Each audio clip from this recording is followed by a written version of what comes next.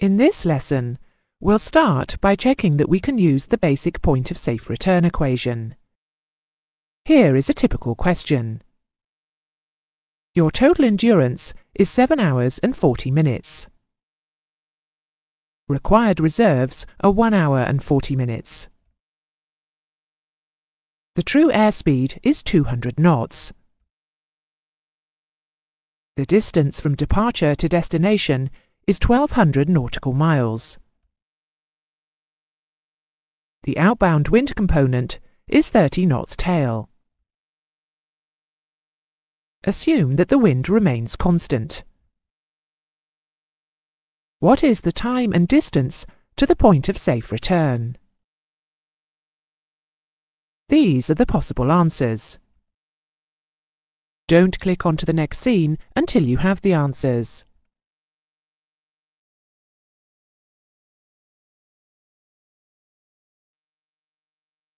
Let's go through it. Your total endurance is 7 hours and 40 minutes. However, the required reserves are 1 hour and 40 minutes. These must be available on arrival back at the departure airfield. This leaves 6 hours safe endurance. The true airspeed is 200 knots. The distance from departure to destination is 1200 nautical miles. But this is irrelevant to the question. It will make no difference to the point of safe return. The outbound wind component is 30 knots tail. So O will be 200 knots TAS plus 30 knots. This gives a ground speed of 230 knots. We can assume a constant wind.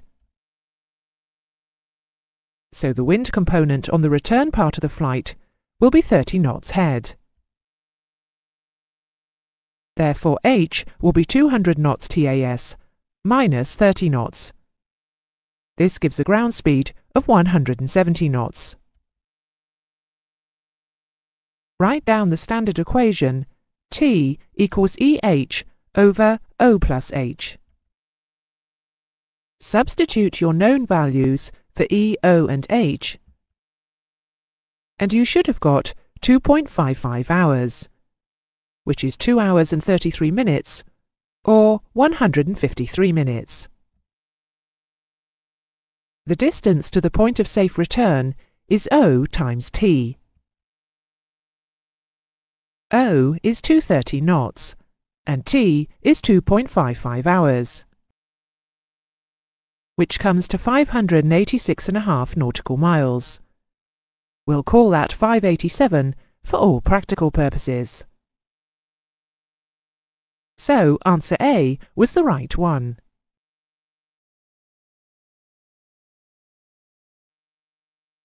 These basic equation questions are fairly straightforward. There are only 2 points to watch out for. One is, don't use the point of equal time formula for a point of safe return question, but we have covered that. The other is if you are given a wind velocity instead of a wind component. The geometry of the triangle of velocities does not always give a tailwind component of the same value as the headwind reversed. You have to solve the triangles with a navigation computer in both directions. If you make approximations of the wind component using rule of thumb methods, or assume that the tailwind component is the headwind component reversed, you may well get the wrong answer.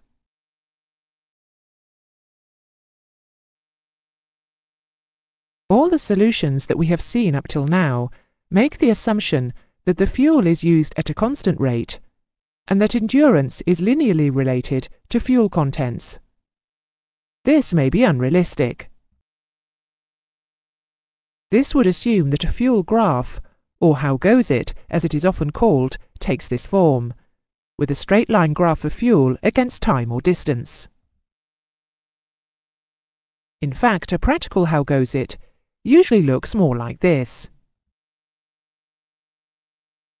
There is an initial steep slope, because the climb is usually carried out at maximum continuous power, whilst once at top of climb, it is normal to set long-range cruise.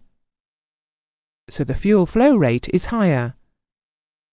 In addition, the aircraft is usually climbed at a slower speed than in the cruise, so the distance covered in the time is less. Once at top of climb, the aircraft is heavier than it will be later in the flight when some fuel has been burnt. The fuel flow per nautical mile will therefore be greater. If the aircraft is flown using a constant power setting, the speed will be slower in the early part of the flight, whilst if the aircraft is flown at a constant speed, more power and therefore more fuel will be needed whilst the aircraft is heavy. However, as the weight reduces, the kilograms per nautical mile will increase, and the slope will reduce. There is another reason why the fuel flow may not be constant. Point of safe return procedures are not an emergency, and they will therefore be flown at the correct semicircular flight level to conform to air traffic control regulations. Even if all other factors were equal, we would expect the true airspeed and fuel flows to be different on the outbound and return legs.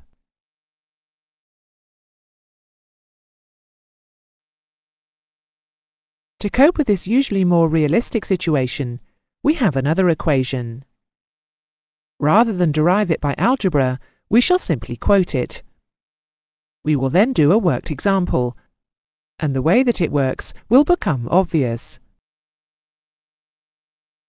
D is the distance to the point of safe return. F is the safe fuel. This is quoted in kilograms or pounds or gallons, or whatever units are used for that aircraft, not in time. As it is the safe fuel, it does not include the reserves. If the reserves were included, it would be called total fuel. CO is the specific ground range outbound. Specific ground range is fuel used per nautical ground mile. CH is the specific ground range homebound. The formula to be used is D equals F over CO plus CH. Now let's see how it is used.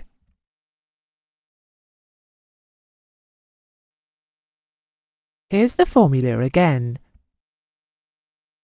We'll say that we fly outbound to the point of safe return at flight level 270 and return at flight level 310.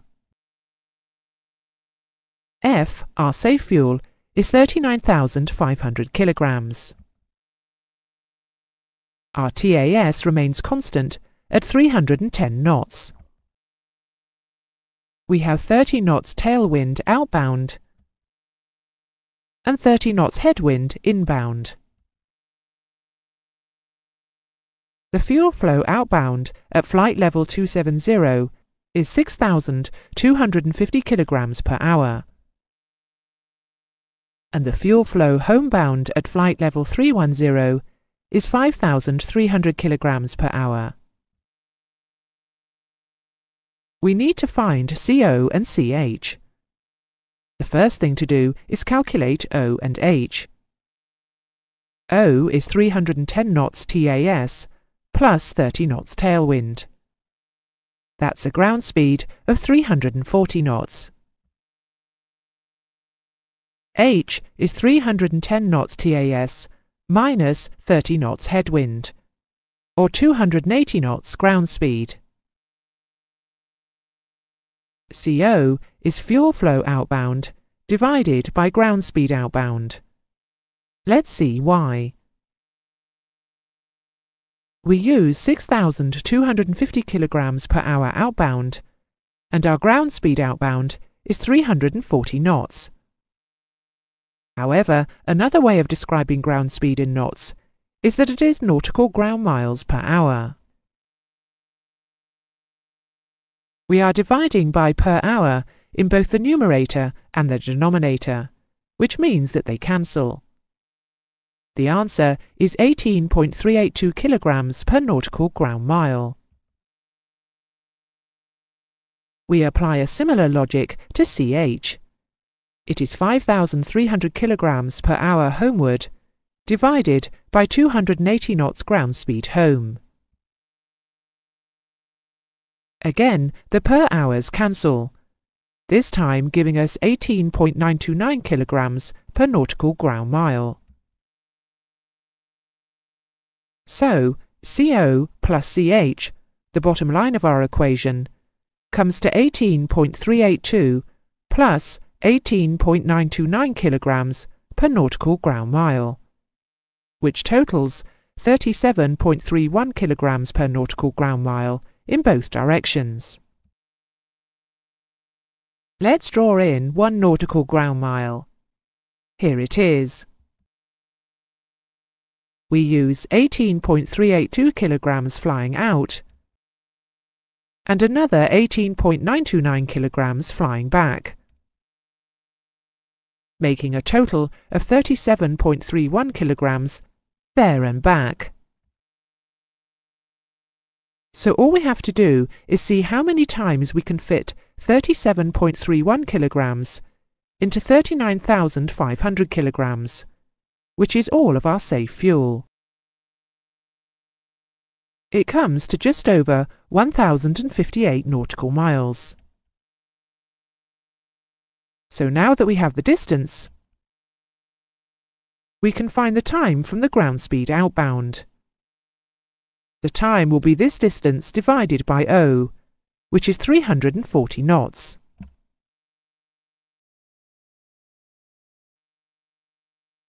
Let's summarize this lesson. We revised the basic point of safe return equation, the one you should normally use if the fuel flow can be assumed to be constant. It was T equals EH over O plus H. We also reminded ourselves not to use the point of equal time formula for a point of safe return question, and of the need to use the navigation computer to properly solve the triangle of velocities in both directions if given a wind velocity instead of a component. However, we then found that the basic formula is based on the assumptions that the fuel is used at a constant rate, and that endurance is linearly related to fuel contents. This may be unrealistic, firstly because the fuel consumption changes as the weight reduces, and secondly because the outbound and return legs may be flown at different flight levels.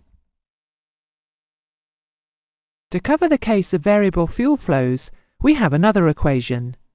D equals F over CO plus CH. And we saw why this works by showing a worked example.